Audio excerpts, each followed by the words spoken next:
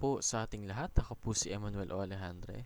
Ito po ang aking daily devotion para sa ngayong November 19. And for today, we are going to continue our series of harnessing the power of words. And our main focus will be how to speak with a point.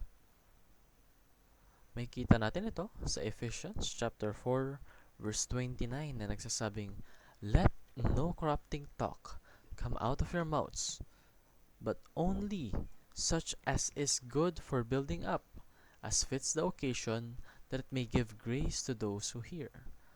Sa Tagalog, anumang masamang salita ay hindi dapat lumabas sa inyong bibig, kundi ang mabuti lamang para sa ikatitibay, ayon sa pangangailangan, upang ito ay makapagbigay ng biyaya sa mga nakikinig. So, tinuturuan po tayo na talking pointlessly is just air pollution.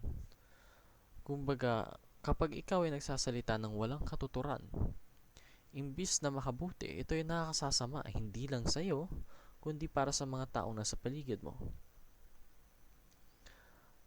Dahil talking must have a purpose. Kapag ikaw ay may sinasabi, meron dapat itong intention. At ang intention na yon ay nararapat lamang na mabuti, no? Because talking is meant to benefit others. Yung pakikipagsalamuha mo, lalong-lalo na pakikipagkomunika, ay nararapat lamang na mas nakakabuti sa iba. So, speak only when you have a point. Hindi mo naman kailangan laging magsalita. Magsalita ka lang kapag may kailangan kang sabihin. And speak what is helpful.